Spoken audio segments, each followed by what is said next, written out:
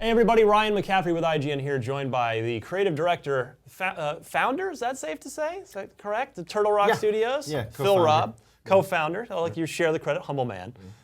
Phil, your team is of course working on Evolve, which we are profiling all month long here as part of ign-first. We're revealing the last set of hunters. We've got new maps, all kinds of stuff for you.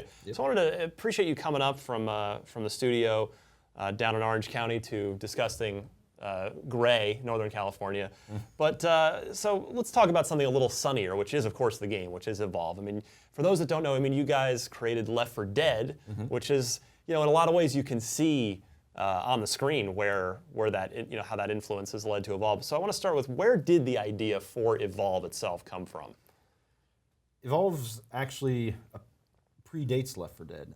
Interesting. It's something that that my business partner Chris, kind of came up with, and we've been talking about for many years. And I think where it sort of, it came from, it evolved from a few different areas, right? But one of the things was us sitting around trying to figure out why hunting games were fun. I mean, you remember there was a time there whenever hunting games were like doing really well. And right. I remember as gamers, us sort of, I don't get it, so in the game I sit in the woods and freeze my ass off and, wait for the deer to walk. You got your peripheral, your light gun exactly. peripheral. So we couldn't get it, right? And as we talked about it, as we often do, we're like, what would you do to make it fun, right? I mean, if you don't think, deer hunter is fun, right? What would you do to make it fun? And the first thing is like, well, make the deer fight back, right? And then that sort of starts the snowball. Bambi's rolling, pissed. Right, exactly. It starts the snowball rolling. Well, what if it wasn't a deer, right? What if it was a lion or something that's dangerous, right? And I think they eventually did get around to dangerous game, in those. That's games. true, yeah. But and of course us just being kind of big nerds, we want to fight, Kong, Godzilla, a giant alien monster. Right? Sure. So that's sort of one of the elements that went into sort of that idea coming about. And then of course there's just a lot of classic movies. There's the whole scene in King Kong when King Kong breaks into the village of Skull Island. Absolutely. They've got all the traps set up. And I remember seeing that and being like, wow. Particularly in the latest King Kong. Like it or not.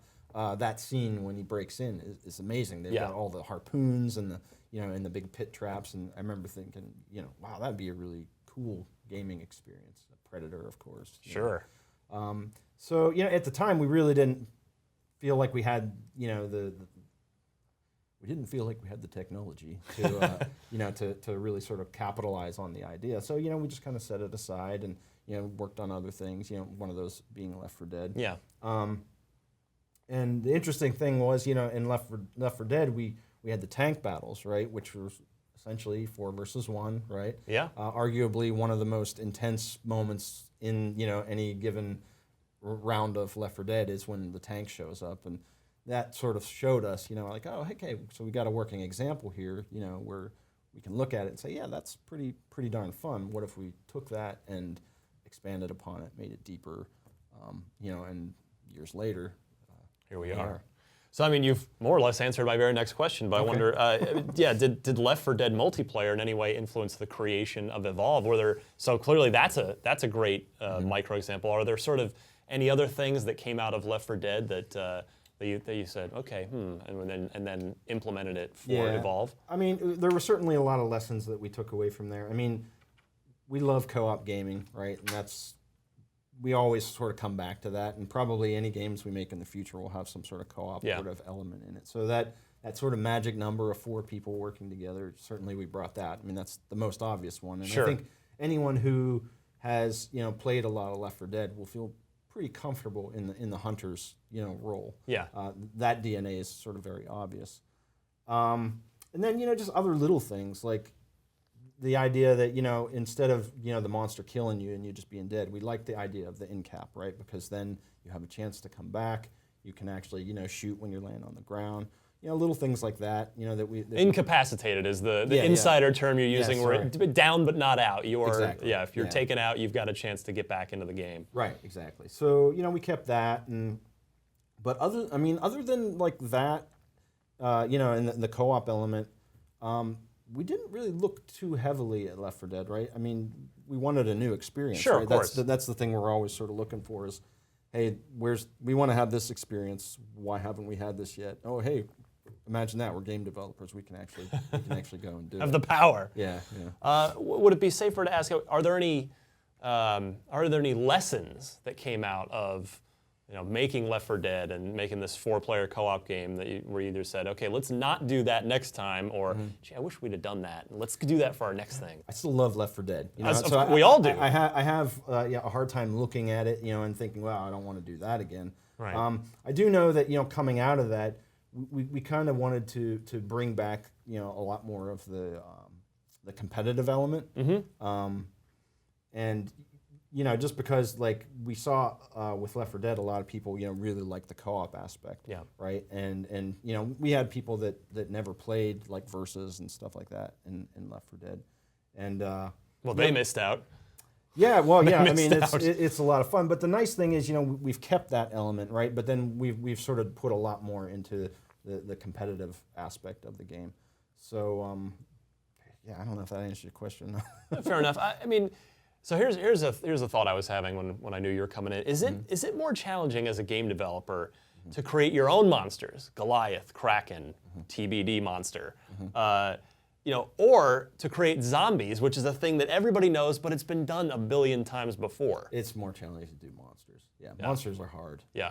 Because I mean, zombies are just people that are all messed up, right? I mean, you just like sort of look at a bunch of gory pictures on the internet for a while, and there's your inspiration. Done. There was a time on Left 4 Dead where no one would come near my desk because I was doing zombie reference. It's just gross. Yeah, and there's just all kinds of horrible things on my screen. Monsters are more difficult, right? Because you don't want to do monsters like everyone else has done them. Yeah. Right. You want them to be kind of unique, and you want them to be sort of evolves monsters. But you also, the thing that we ran into was that if you try to be too unique, you end up with something that is not approachable. Yeah, non-approachable, Yeah. right? I mean, our first incarnations of the monsters were these sort of very abstract, kind of super alien-looking creatures, right? Yeah. I mean, like they didn't have eyes, and you couldn't. And the thing that we found was that they weren't relatable at all. They weren't lovable. I mean, you don't think of a monster as being lovable, but in a way, if you're going to play that monster, right, you want to have some sort of, connection and empathy with, right? So as we went, we started figuring out, okay, well, we need to give them eyes, right? I mean, it's okay to give them 2 eyes and a mouth, right, and hands, because people identify with that. And then, we sort of basically let go of the idea that we have to make this perfectly original monster that nobody has ever thought of and you've never seen before. And then you just go for something that is relatable and sort of comfortable. Interesting. Well, that actually that'll lead to what's the craziest playable monster idea that you guys had that maybe you even went so far as to prototype before deciding? I can't tell you, man, because we might make that monster. It is actually the idea. And I'd love to tell you about it. It's my favorite. It was actually my favorite monster out of the bunch. A little more technically complicated than some of the ones, but I have a feeling that we're going to try real hard to put that one out in DLC in some future. Interesting. All right, I like that. Were there any ideas that back with Left 4 Dead that just had to hit the cutting room floor for whatever reason, as that's part of the creative process and the process of shipping a game, that are now being rolled into Evolve that you could pick back up and go, okay, now's a good time to work that in? Well, I mean, I remember thinking, us talking about, hey, wouldn't it be cool if each one of the characters in Left 4 Dead sort of had their strengths and weaknesses? That was something that we just ended up not really working for that game, that we've ended up bringing, into Evolve. I mean, and I don't want to say that we brought it directly over from Left 4 Dead, because, I mean, initially we had this whole idea where we had 4 characters, 4 very distinct characters, just like Left 4 Dead. Sure. And then they had all this gear to choose from. The thing we found there was that because each character had to be able to fill any role based on what gear the player chose, those characters ended up being very kind of generic and not very interesting. And then, you think a lot of people talk about the sort of balancing nightmare that we have with what we got now. Well, that one was even worse, right? So as soon as we decided, hey, you know what, let's take all this gear and package it into little chunks, that are very unique characters. For us, that was like, oh, okay, this is much more manageable. Right. Looking back at Left 4 Dead, certainly, I remember thinking that, and now it's kind of cool to be able to go back and actually try that. You still go back and play Left 4 Dead at all? Every once in a while, yeah. Yeah. In fact, it was a couple months ago I loaded it up just because a couple of the guys, newer guys in the office hadn't played it. And we're like, what the hell, man? Time for your initiation. Yeah. So, and we just jumped on. I actually jumped on and just played it in the pubs, and played it with some random guys. And it's still a fun game. Oh, it's fantastic. Many years later, it makes me feel good, that to have been a part of something that, many years later, a lot of people are still playing and enjoying. And, yeah. And then I can still go and play it and enjoy. Is it fair to say, is Evolve what Left 4 Dead 2 would have been had you guys made it rather than had Valve? No. No, not really. Yeah. Left 4 Dead 2 for us would have been very different from Left 4 Dead 1, but I don't think it would have been Evolve. We had some very, very different ideas for Left 4 Dead 2, but do you hope to see, I don't know if it's your thing or Valve's thing, but do you hope that the world, because I hope the world gets a Left 4 Dead 3. Is that something you would like to see? I don't know. Or just let it, or is it best to just let the two great games be? Sometimes I think it's just better to let them be. If the guys at Valve have some kind of cool direction to take the franchise that I think is different and expands on what's there and gives people a kind of that comfortable but kind of new experience, then I would say, yeah, that would be awesome. I think if they're just going to do the same, if they were just going to do the same thing over again, I'd say, nah, just let it go. It's good. That's typically not their way, it seems like, though, and certainly doesn't seem like your way. So I guess time will tell. Right. Do you hear from the Valve guys at all as it pertains to, have they played Evolve? Do you get any feedback from them? We hear from a few of those guys. Yeah. I think one or two of them were in the alpha. I haven't heard anything, so I don't know. I don't know if that's a good thing or a bad thing. How has Evolve changed since it was known as Wild back when it was going to be published by THQ? Because this Evolve's been in development for a long, long time. That's what most people don't realize. It wasn't announced until January or February of 2014 of this year, but it's been around for a long, long time. Yeah, we've been working on it. I think, by the time all is said and done, it'll be about 4 years. It's funny. Not at least the core of the game has pretty much stayed the same since the very beginning. Yeah. If you went back and played some of those early builds, it would still feel like Evolve, but I think a lot of the sort of stuff, the details that surround it, are the things that we play test over all these years. Have sort of gone in and say, okay, that doesn't feel good. Let's cut that. Yeah. Let's try this. That's kind of the way we do it, right? 4 months in, we had a workable prototype. Wow. It was the same for Left 4 Dead. 3 months in, we had a workable prototype, and then we just play it every single night. Right. And certainly that practice is something that we've brought over from Left 4 Dead into Evolve. Just play it every night. If we don't want to play it, nobody else is going to want to play it, right? So we feel like it's pretty important that we enjoy playing our game first and foremost. So when in February, when the game actually ships, are you going to still keep playing it, or are you going to never play it again? That's a good question. I have a feeling probably a lot of us will keep playing it. That's dedication right there. A lot of the guys in the studio are really, really, really amped to just get out there and show people how to play. You mean, I'm going to translate that. You mean go dominate them for the first couple days until the public learns how to play the game? Probably, yeah, and that's what we keep telling them. It's like, you guys enjoy that because it'll last about a week, maybe 2 if you're lucky. and no game developer is ever the best player at their own game. It's just, that's a rule. You're too busy making it to play it, right? Right.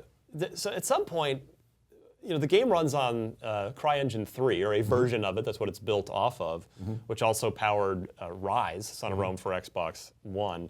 Obviously, super pretty engine. Game looks great. We've seen it. We've played it on Xbox One. But if it's been in development for that long, I'm guessing has it always been on CryEngine, or when you first started prototyping, was it on something else? No. We